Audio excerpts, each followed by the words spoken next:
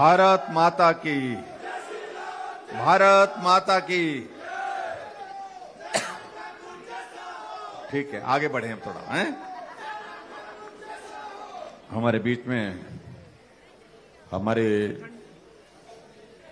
शिमला के लोकप्रिय विधायक और हिमाचल प्रदेश सरकार में शहरी विकास मंत्री आदरणीय श्री सुरेश भारद्वाज जी, पार्टी के हमारे हिमाचल के प्रदेश के अध्यक्ष और शिमला के लोकप्रिय सांसद आदरणीय सुरेश कश्यप जी, हमारे बीच में संजीव कटवाल जी, चेतन बरागटा जी, नीलम सरेख जी, शशि बाला जी, परवीन छाजटा जी, आशा जी, सुशांत देष्टा जी, अरुण फाल्टा जी, उमेश जी और उपस्थित सभी यहाँ अधिकारीगण, deputy commissioner Shimla, deputy commissioner के साथ में एसपी शिमला और सभी विभागों के अधिकारीगण, पत्रकार मित्रों, भाई और बहनों, आज एक बार फिर से आपके जुब्बल कोटखाई में आप सबके दर्शन करने का सौभाग्य प्राप्त हुआ है। भाई कोई बात कर रहे हैं तो हमारी बात थोड़ा सा सुन लेंगे। हाँ,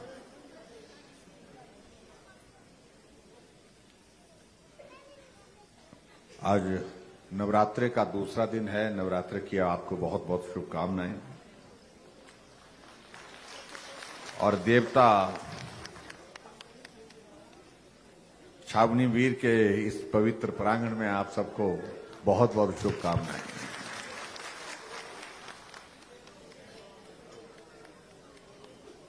ये जुब्बल कोटखाई मैंने अपने विधानसभा क्षेत्र की तरह इसको प्यार किया है।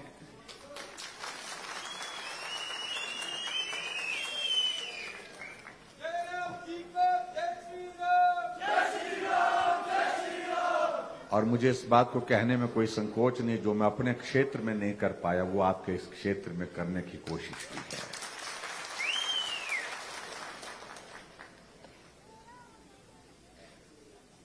रिवाज तो ये था कि कई बार मांग करने के बावजूद भी एक चीज नहीं मिलती थी,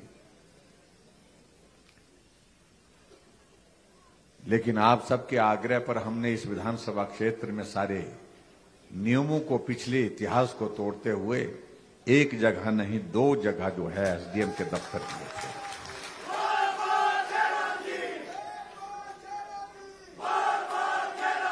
एक मंच से, एक दिन में, एक समय में, एक स्थान से 2 एसडीएम के दफ्तर आपको इस विधानसभा क्षेत्र में हमने दिए। और जिस विधानसभा क्षेत्र का मैं विधायक हूं, वहां मुश्किल से मैं एक एसडीएम का दफ्तर खोल पाया। पीडब्ल्यूडी के डिवीजन खोलने की बात थी, वो दिया।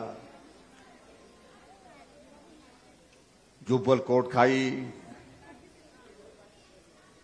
जहां बीडीओ भी अलग अलग होने चाहिए, बीडीओ का दफ्तर दिया। और इसके अलावा जो मांगा वो देने की कोशिश की है।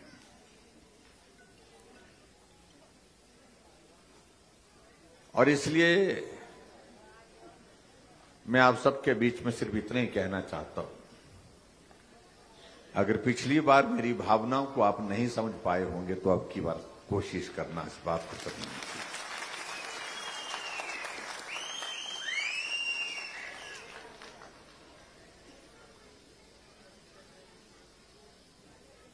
मुझे इस बात की खुशी है कि इस क्षेत्र के लोग मेहनत कर रहे हैं, इस क्षेत्र के लोग परिश्रम करते हैं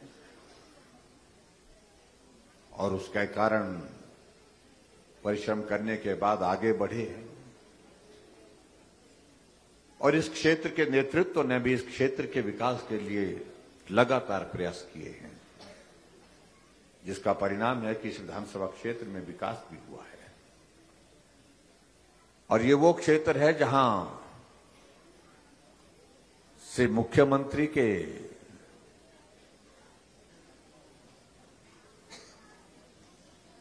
लिए जो यहां से आपके विधायक ठाकुर रामलाल जी यहां से मुख्यमंत्री के बतौर पर भी रहे,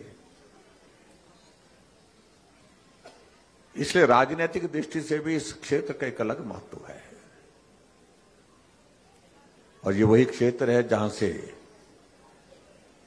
शायद मैं कल वीरभद्र सिंह जी को भी हराया था, हारे हुए। तो इसलिए बड़े बड़े काम करते हैं आप लोग।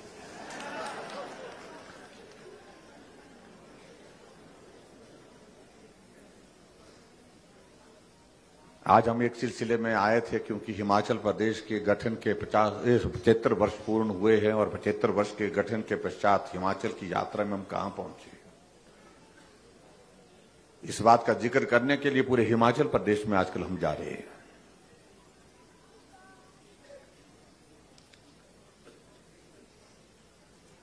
मुझसे पहले 5 मुख्यमंत्री और रहे, जिन 5 मुख्यमंत्रियों ने काम किया हिमाचल को आगे बढ़ाने के लिए, उनके योगदान को भी हमको स्मरण करना चाहिए। निश्चित रूप से उनका एक बहुत योगदान रहा है।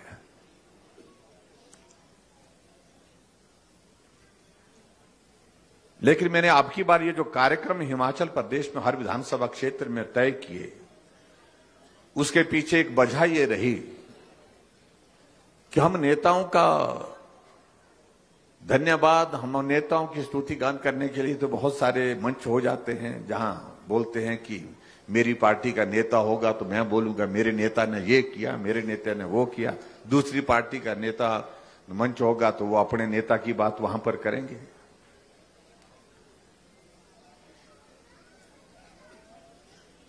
हम बोलेंगे हमने किया ज्यादा, दूसरे बोलेंगे हमने ज्यादा किया।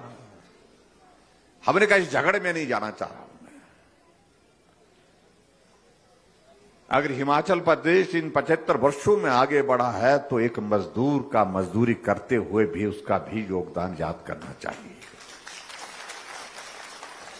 इसलिए हमने तय किया पूरे हिमाचल प्रदेश में मैं हिमाचल की जनता जनार्दन का अभिनंदन करूंगा, उनका धन्यवाद करूंगा। नेताओं का धन्यवाद तो हम कई जगह करते हैं, अपना करते हैं, दूसरा करते हैं, लेकिन हिमाचल की जनता, मेहनतकश जनता, जिन्होंने हिमाचल प्रदेश को आगे बढ़ाने में अपना योगदान दिया, जिसमें चाहे मजदूर है, चाहे कर्मचारी है, चाहे बागवान है, चाहे किसान है, सब लोगों ने अपना योगदान दिया। उनका धन्यवाद का काम किसी ने नहीं किया। मैंने कहा मैं इस काम को करूंगा, इसलिए मैं पूरे हिमाचल में। पर आज आपके इस क्षेत्र में यहां पर आया। आप कल्पना करो, जब हिमाचल बना था 15 अप्रैल 1948, तो उस वक्त हिमाचल प्रदेश बहुत छोटा 4 जिलों का प्रदेश था। एक चंबा का जिला था, एक मंडी का जिला था, एक सिरमौर का जिला था, एक महासू का जिला था। आज 12 जिले हैं। जब हिमाचल बना था उस वक्त हिमाचल की आबादी 11 लाख थी।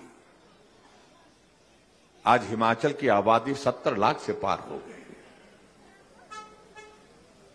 जब हिमाचल बना था 15 अप्रैल 1948 को, तो उस वक्त हिमाचल प्रदेश की हमारी पॉपुलेशन जो है, लिटरेसी रेट जो है, साक्षरता दर 4.8 था। आज हम साक्षरता दर में 90 से आगे हैं, 90% से आगे हैं। केरल के मुकाबले में नहीं, मैं कह सकता हूं केरल से आगे हो सकते हैं। जब हिमाचल बना था उस वक्त 428 किलोमीटर सड़कें हिमाचल प्रदेश में थी। आज मेरे हिमाचल प्रदेश में सड़कों की लंबाई 39,500 किलोमीटर है। हम हर क्षेत्र में आगे बढ़े। आगे बढ़ना एक बात है, लेकिन आगे बढ़ते हुए जिन लोगों का योगदान रहा है उनको याद करना अलग बात है। और इसलिए हमारी पीढ़ी को यह जानना चाहिए, समझना चाहिए कि अगर हम हिमाचल प्रदेश में अगर आज यहां पहुंचे हैं तो कौन कौन सी परिस्थितियां उस वक्त की थी जब हिमाचल बना था। ये मुझे लगता है कि महत्वपूर्ण है। ये पढ़ना भी चाहिए, जानना भी चाहिए। मेरे एक सभा में कहा कि जब हिमाचल बना था, मुझे बता सकते हैं कि कितने जिले थे, तो बड़ी भीड़ थी, लेकिन उठ करके कोई बताने की स्थिति में नहीं हो पाया कि 4 जिले थे उस वक्त। और इसलिए आदरणीय प्रधानमंत्री जी ने पूरे 75 वर्ष की हमारी आजादी का अमृत महोत्सव का कार्यक्रम पूरे देश भर में किया है। और उसकी वजह भी यही है, हम इस 75 वर्ष की यात्रा में कहां पहुंचे।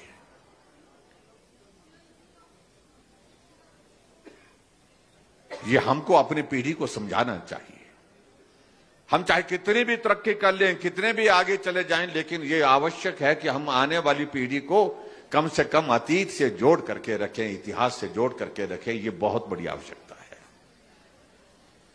इसलिए भाई और बहनों, बहुत सारी चीजों को लेकर के कुछ लोगों को लगता है कि चुनाव आए हैं इसलिए मुख्यमंत्री जा रहे हैं, भाषण देते हैं हमारे खिलाफ, बड़े बड़े तंबू लगा दिए। यहां तो जगह छोटी थी, छोटा सा तंबू लगा है। लेकिन मैं इतना जरूर कहना चाहता हूं उन मित्रों को, अगर राजनीतिक दृष्टि से हमसे बात कर रहे हैं, हमारे तंबू की बात कर रहे हैं, भाई हमारा तंबू तो लगा हुआ है, गड़ा हुआ है, दिल्ली में भी है और यहां पर भी गड़ा हुआ है। ये लंबे समय तक रहेगा। और उन मित्रों का उखड़ गया है, और वो हमारी वजह से नहीं, अपनी करतूतों की वजह से, जो अपने कारनामों की वजह से उखड़ा है। और आने वाले समय में 20-30 साल तक तो हमको लगता नहीं कि उनका तंबू कहीं दिखेगा। आप कल्पना करिए, एक ऐसा नेतृत्व तो नरेंद्र मोदी जी के रूप में हमको मिला है जिन्होंने धारा 370 को समाप्त कर दिया। हम सब लोग चश्मदीद गवाह हैं इस बात के, जिन्होंने इस बिल को लोकसभा और राज्यसभा में पारित होते देखा। धारा 370 समाप्त हो गई, जिसकी हम कल्पना नहीं कर सकते थे। भगवान रामचंद्र जी जहां पैदा हुए थे, उनके जन्म स्थान पर मंदिर का निर्माण होना चाहिए। सदियों से चला था ये दौर, और हम कहते थे राम लला हम आएंगे, मंदिर वहीं बनाएंगे, दिल को तसल्ली देने के लिए कहते थे। लेकिन कभी कल्पना नहीं की थी कि हमको अपने जीवन में ही ये अवसर देखने का मिलेगा जब राम जन्मभूमि का काम जमीन पर शुरू हो पाएगा। वो हमने अपनी आंखों से देखा। भूमि पूजन के लिए हमारे देश के यशस्वी प्रधानमंत्री नरेंद्र मोदी जी वहां पर जाकर के पहुंचे और भूमि पूजन हुआ। आज भव्य मंदिर का निर्माण हो रहा है। इसलिए बहुत सारी चीजों का हम जिक्र कर सकते हैं। एक ऐसा नेतृत्व जो पूरे विश्व को दिखता है। आज अंतर्राष्ट्रीय मंच पर नरेंद्र मोदी जी कहीं कोने में भी खड़े होते हैं किसी मंच पर, जो अपने आप को आर्थिक दृष्टि से संपन्न बताने वाले प्रदेश, जो अपने आप को टेक्नोलॉजी में बहुत आगे बताने वाले देश, जो अपने आप को जो है विकसित देश की संज्ञा में रखते हैं, उनके पांव भी चलते हैं उस दिशा में जहां मोदी जी खड़े हैं, और हाथ भी उस दिशा में बढ़ता है आगे मिलाने के लिए जहां नरेंद्र मोदी जी खड़े हैं। ये अंतर है जिसको समझने और समझाने की आवश्यकता है। और दूसरी तरफ देखिए आप, एक नेतृत्व ऐसा है, आजकल वो निकला हुआ भारत जोड़ो अभियान पर निकला है, और उधर से उनकी पार्टी के लोगों कांग्रेस तोड़ो अभियान पर निकले हैं। 8 कांग्रेस के विधायक कांग्रेस पार्टी को छोड़ करके गोवा में भारतीय जनता पार्टी में शामिल हो गए। महंगाई पर रैली की, पूरे देश भर से लोगों को दिल्ली बुलाया, भाषण देने लगे और कहने लगे देखिए भाजपा के शासन में क्या स्थिति आ गई कि आटा जो है वो 40 रुपए लीटर मिल रहा है। अब आप अंदाजा लगा सकते हैं कि एक ऐसे नेतृत्व जिसको मालूम नहीं, जो देश के नेता बनना चाह रहे हैं, आटा किलो के हिसाब से मिलता है कि लीटर के हिसाब से मिलता है, यही मालूम नहीं है। ये दुर्भाग्यपूर्ण परिस्थिति है, मैं कह सकता हूं। इसलिए कोई उम्मीद नहीं है उनसे। अगर देश को उम्मीद है तो भारतीय जनता पार्टी से, देश को अगर भरोसा है तो नरेंद्र भाई मोदी जी के ऊपर भरोसा। एक नेतृत्व जो देश को आगे लेकर के जा रहा है, एक नेतृत्व जो देश को एक दिशा दे रहा है, जो अंतर्राष्ट्रीय मंच पर भारत का सम्मान ऊंचा कर रहा है, पहचान बना रहा है, वो भरोसा एक नेतृत्व पर है, वो नरेंद्र भाई मोदी जी है। और हिमाचल के साथ उनका रिश्ता जिस प्रकार का है, 8 साल का कार्यकाल पूरा होता है तो देश में कहीं दूसरे स्थान में नहीं, शिमला के रिज के मैदान में पहुंचते हैं। और शिमला के रिज के मैदान में पहुंचने से पहले माल रोड में पैदल होकर के एक कोने से दूसरे कोने तक साथियों को मिलते हुए आते हैं, और उसके बाद फिर रिज के मैदान से पूरे देश को संबोधित करते हैं। अभी मंडी में आने का कार्यक्रम 3 दिन पहले था उनका, बारिश के कारण नहीं आ सके और उन्होंने कहा कि मैं आऊंगा। युवाओं का बड़ा सम्मेलन, 1 लाख से ज्यादा युवा मौसम खराब होने की वजह से नहीं आ पाए। कांग्रेस के मित्र बहुत खुश हुए, उनको लगा कि पता नहीं ये तो बहुत अच्छा हुआ, देवी देवताओं ने हमारी सुनी, ऐसी ऐसी बातें उन्होंने अखबारों में लिखी हैं, सोशल मीडिया में लिखी है। मैं इतना ही कहना चाहता हूं, देवी देवताओं के प्रति तो हमारा भी सम्मान है और हमारा ही सम्मान है, उनसे ज्यादा है, क्योंकि हम भारतीय जनता पार्टी के लोग तो देवी देवताओं के चक्कर में 4 सरकारें भी पहले तोड़ बैठे हैं। तो वो सारे चीजों को लेकर के कहने की आवश्यकता नहीं। लेकिन मैं आप सबके बीच में इतना कहना चाह रहा हूं, अगर आप आज की तारीख में देखें, देश की जरूरत नरेंद्र भाई मोदी जी हैं और हिमाचल की जरूरत भी नरेंद्र भाई मोदी जी हैं। उनको मजबूत करना ये बहुत आवश्यक है। मोदी जी मजबूत होते हैं, ताकतवर होते हैं, तो हिमाचल को अपने आप में ही ताकत मिलती है और हिमाचल विकास की राह पर आगे बढ़ने में जो है गति पकड़ेगा। इसलिए मेरा आप सबसे निवेदन है कि अब की बार जो हमने कहा कि रिवाज बदलेंगे, और रिवाज बदलने की बात हमने ठीक कही है, और उसकी वजह यह है कि सारे पूरे देश भर में, बाकी राज्यों में भी तो रिवाज बदल गया। उत्तराखंड में सरकार कभी 5 वर्ष के बाद दोबारा बनती नहीं थी, अब की बार सरकार भाजपा की थी, भाजपा की बन गई, रिवाज बदल गया। उत्तर प्रदेश में 37 वर्षों के बाद कोई सरकार 5 वर्षों के बाद रिपीट हुई है, योगी जी फिर मुख्यमंत्री बन गए, रिवाज बदला है भाई, तो इसलिए बन गया। गोवा में, मणिपुर में फिर भाजपा की सरकारें बन गई, हरियाणा में फिर भाजपा की सरकार चल रही है, गुजरात में पिछले 30 वर्षों से भाजपा की सरकार चल रही है। तो हिमाचल प्रदेश में ये 5-5 वर्ष का रिवाज बदलना चाहिए। इसलिए हम कह रहे हैं अब की बार रिवाज बदलेंगे और रिवाज बदल करके छोड़ेंगे, ये मैं आपके बीच में कहना चाहता हूं। और उसके लिए मैं आप सबके बीच में यही निवेदन करना चाहूंगा कि ये जुब्बल कोट खाई चाहिए। मैं इसको अपना मानता हूं, आप कितना मानते हैं ये अब की बार इस विधानसभा के चुनाव में देखना चाहता हूं।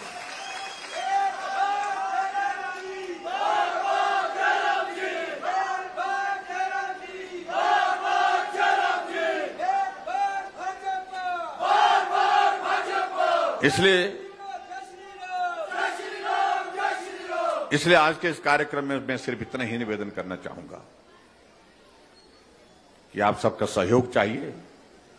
यहां सारी बातों को लेकर के एप्पल के इश्यू पर किस प्रकार से राजनीति करने के प्रयत्न हुए और किस प्रकार से हमने काम करने की कोशिश की, सारी बातों का जिक्र यहां मंच से हुआ है। मैं उन बातों में जाना भी नहीं चाह रहा हूं, लेकिन मैं इतना कह रहा हूं कि हिमाचल प्रदेश में अब की बार फिर भाजपा की सरकार बनेगी, भाजपा की ही बनेगी, निश्चित रूप से बनेगी। इस बात को आप दावे के साथ मैं कह रहा हूं, ये हो करके रहेगा। जब भाजपा की सरकार होगी तो जुब्बल कोट का ही साथ चाहिए, और जुब्बल कोट का ही साथ होगा।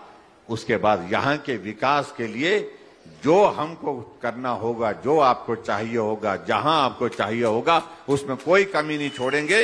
इतनी विश्वास में आपको दिलाता हूं। और बाकी सारी चीजों को लेकर के मेरे पास यहां पर बहुत सारे प्रस्ताव आए हैं, बहुत सारी बातों का जिक्र हुआ है।